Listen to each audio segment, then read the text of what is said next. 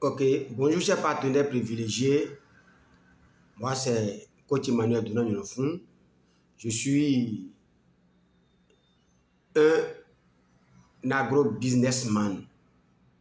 Toutes mes vidéos d'ailleurs parlent principalement sur l'escargot et sur plusieurs autres activités connexes qui peuvent t'aider à évoluer, à atteindre la liberté financière. Mais ce matin, ma vidéo est centrée sur la jeunesse africaine. Pourquoi l'Afrique a toujours une jeunesse inconsciente et fébrile?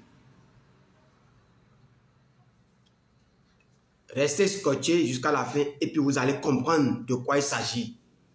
Nous avons de sérieux problèmes en Afrique.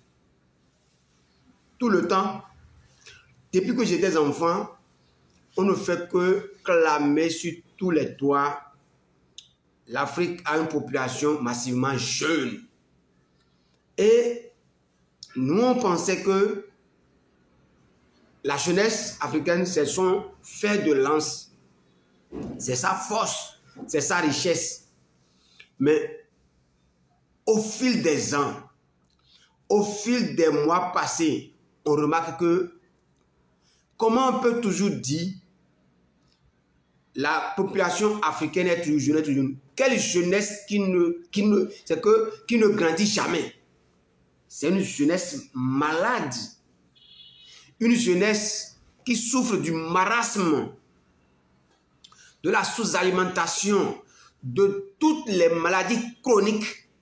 C'est ça qui fait que cette jeunesse ne grandit pas. Un enfant qui pendant 20 ans, 30 ans, on dit toujours qu'il est jeune, il est petit, mais il demeure jeune, il ne grandit pas. Ça veut dire qu'il y a un problème. Et quel est ce problème? D'où tient ce problème l'Afrique?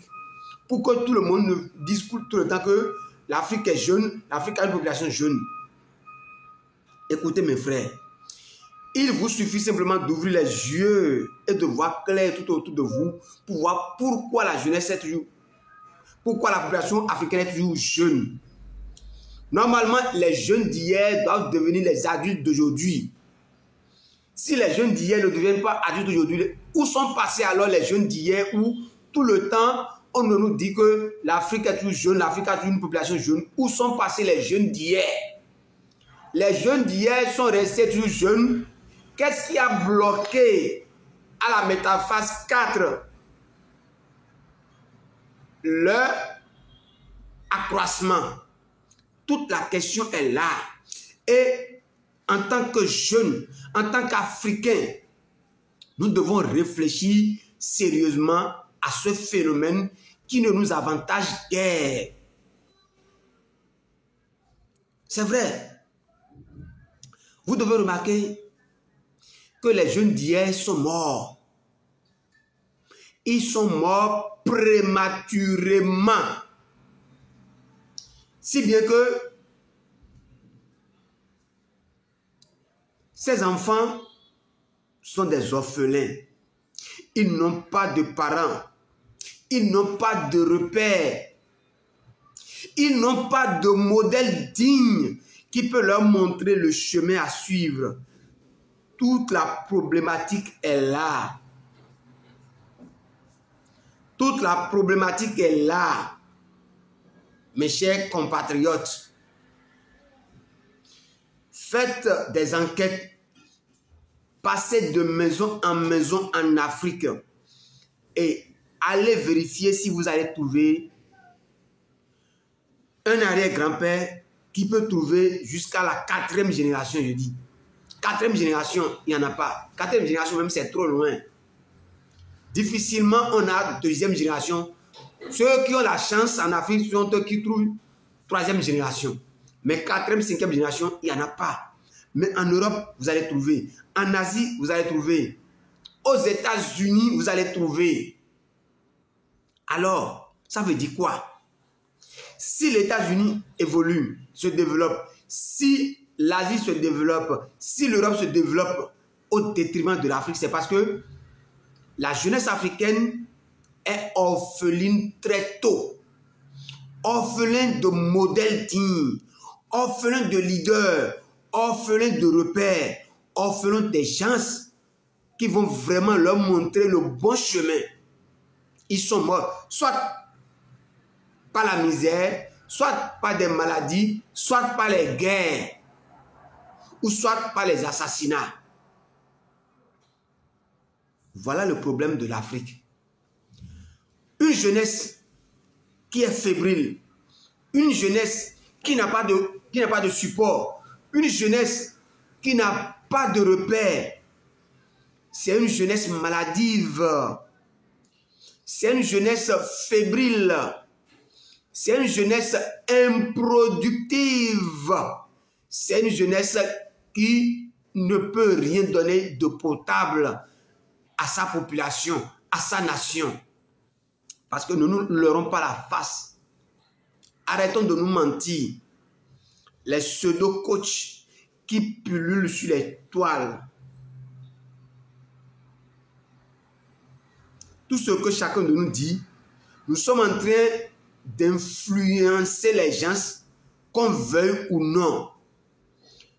Puisse Dieu Tout-Puissant nous aide à influencer normalement, positivement, notre entourage. Vous me suivez très bien. De quoi je veux parler?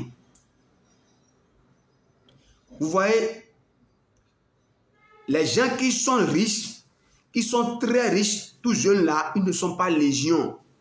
C'est des épiphénomènes. C'est difficilement on va trouver 1 ou bien 2%. Sinon, l'homme est rentable correctement, c'est après 40 ans. La majorité est rentable, c'est après 40 ans. Même quand tu as 40 ans, tu n'es pas encore vieux, tu es toujours jeune. À 40 ans, tu as encore au moins 30 ans de vie active. Pour ceux qui ont la grâce d'aller jusqu'à 80 ans, c'est-à-dire à 40 ans, tu as encore 40 ans de vie active. C'est en ce moment que les gens deviennent sages. C'est en ce moment que les gens comprennent réellement c'est quoi la vie. C'est en ce moment que les gens commencent par faire les choses avec beaucoup de patience, beaucoup de sagesse, beaucoup de perfectionnement, beaucoup de professionnalisme. C'est à partir de 40 ans. On se dit, ah, il est temps. Il est temps que je devienne sérieux. Il est temps que je devienne maintenant que je quitte no name pour devenir somebody. Sinon, de 0 à 30 ans là, on a encore la fougue. On est en train de tautiner un peu partout.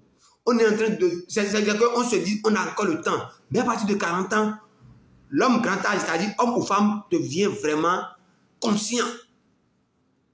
La sagesse commence par venir. La maturité commence par venir. Mais c'est à cet âge-là que les gens commencent par mourir en Afrique.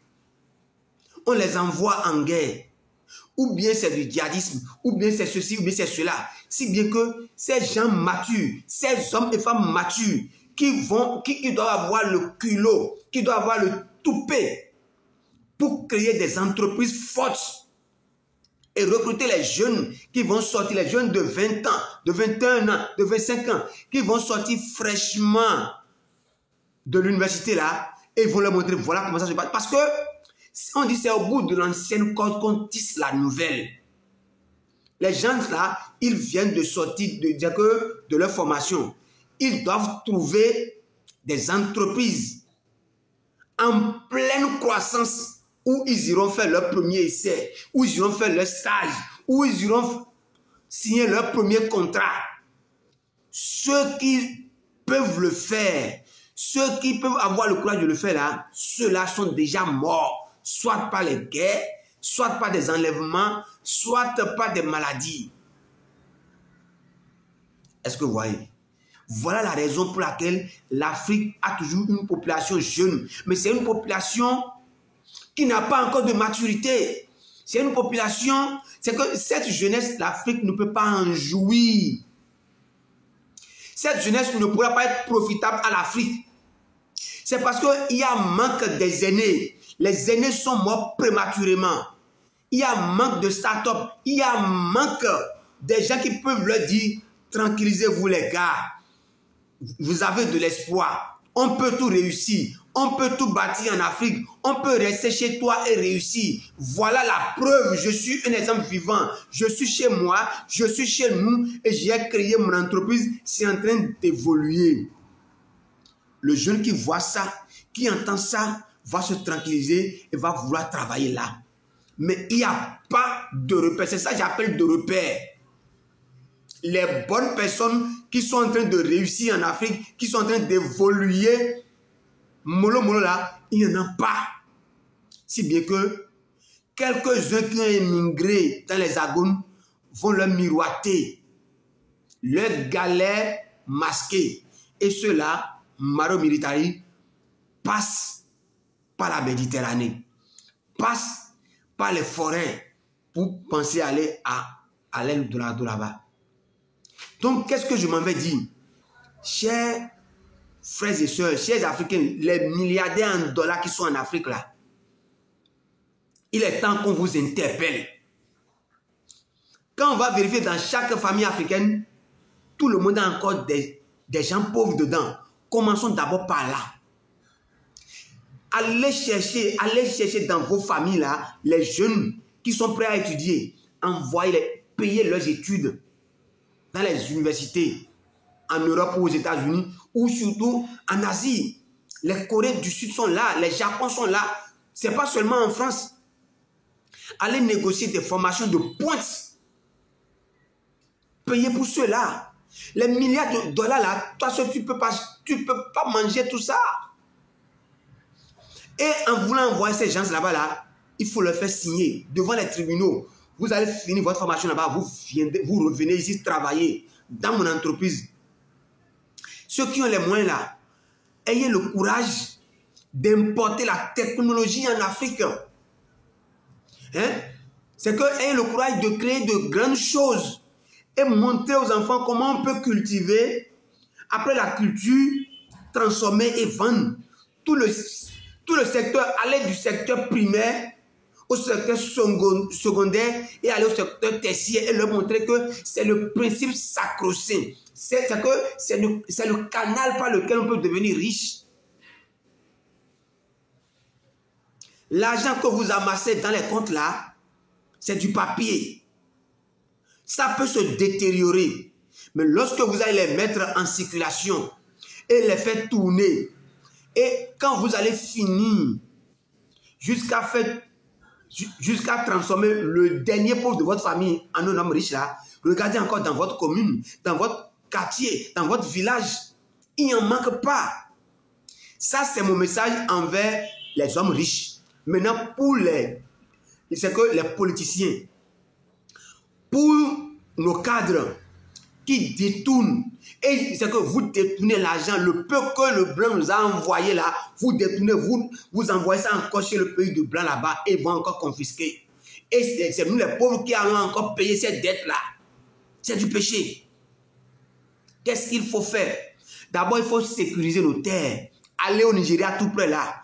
Aller prendre conseil chez Obasanjo, son excellence, le top des tops. Voilà quelqu'un, voilà un digne fils d'Afrique. Juste après la vie politique, le lendemain, il est allé directement dans sa ferme. Et aujourd'hui, il fait du bon boulot. À 80 ans, Obasanjo continue de conduire avec joie des tracteurs. Il continue de jouer au foot. Il continue de danser. Parce qu'il est libre dans sa tête. Il n'a plus, c'est que le souci de politique. Quand tu finis ta politique là, laisse le champ aux jeunes de faire la politique. Maintenant, l'argent que tu as amassé là, pourquoi tu ne peux pas acheter, pourquoi tu ne peux pas sécuriser les terres cultivables de ton pays? Pourquoi tu ne peux pas acheter 1000, 2000, même 10 000 hectares et clôturer ça?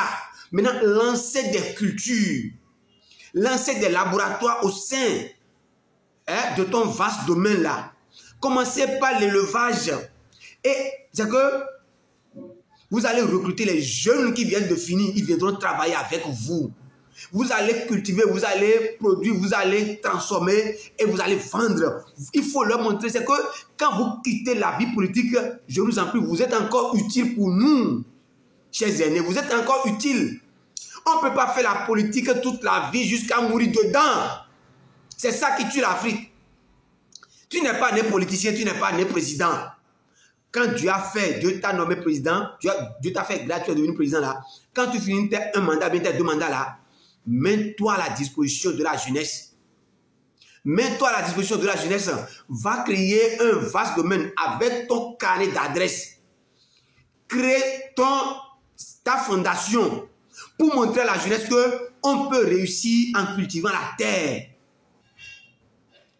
Comme ça, les jeunes pourront voir vraiment de bons repères, de bons exemples. Les jeunes pourront vous voir et ils vont pouvoir avoir l'espoir que c'est possible ce que je veux. C'est possible. Voilà quelqu'un qui est en train de réussir dans ce que je suis en train de vouloir faire. Ces gens d'exemples-là, ça nous en manque en Afrique. Ce n'est pas seulement au Bénin. Dans toute l'Afrique, nous en avons besoin. Que les anciennes gloires de la politique, vous avez des milliards entassés là. Et vous avez envoyé ça en Europe. Allez chercher ça, ramener. Faites le rapatriement de vos sous chez vous. Achetez des terres. Sécurisez les terres là. Et commencez, c'est que importer les machines, toutes les machines qu'il faut. Vous avez les moyens. Vous avez une bonne carte d'adresse. Utilisez cette bonne carte d'adresse là au profit de vous-même, de votre population. Et comme ça, là, vous n'allez jamais mourir. Même si vous quittez ce monde-là, vous serez présent dans l'esprit de toute la population. Vous serez immortel de par vos œuvres. Est-ce que vous voyez? Vous avez les moyens. Nous voulons faire les choses, les moyens nous manquent, nous n'avons pas les moyens. Mais vous qui avez les moyens, montrez-nous que nous ne sommes pas en train de voguer à contre-courant. Montrez à la jeunesse, il faut permettre à la jeunesse de ton pays de rêver grand. Parce que tu as réussi grandement sans torpiller, sans voler, sans vouloir être à vie politicien ou bien sans vouloir être président à vie. Tu n'es pas né président. Donc quand tu fais tes mandats là, quitte. Tu es encore utile ailleurs. Les jeunes ont besoin de toi. Il a suffi que tu fasses ce truc-là. Imagine combien de jeunes tu vas empêcher d'aller mourir dans la Méditerranée. Imagine. Et tout ça là, ce serait des grâces, des bénédictions sur toi et sur tes progénitures. Même jusqu'à la 1000e génération de ta progéniture, ils vont continuer de bénéficier de ta grâce. Il est temps que les Africains commencent par réfléchir comme ça. Et vous allez voir que l'Afrique va commencer par avoir une population mature, une population adulte. Et quand on va rentrer dans les familles, là, on peut trouver 3e génération, 4e génération, même 5e génération. Tout est possible. Oui, tout est possible. C'est comme ça que nous devons commencer par amorcer ce développement. Si vous avez les moyens, pourquoi ne pas tout essayer? Si vous avez les moyens, vous pouvez créer dans votre structure là des laboratoires bien équipés. Et toutes les spéculatives et toutes les cultures qu'on nous dit, ah, on ne peut pas cultiver ça en Afrique là, vous allez commencer par essayer. Pas essayer, jusqu'à ce que ça va commencer par donner. Et on va multiplier. C'est ça. Au lieu de laisser l'argent en Suisse, aux États-Unis, en France, là, faites le rapatriement de vos sous en Afrique chez vous. Parce qu'une fois, si vous n'êtes plus au pouvoir, l'argent ne vous appartient pas. Le blanc, il est trop rusé, il est trop malin. Le blanc, c'est le second du diable. C'est le jeune frère du diable. Il est trop malin. Dès que vous n'êtes plus au pouvoir, rapidement, il va bloquer votre argent là-bas.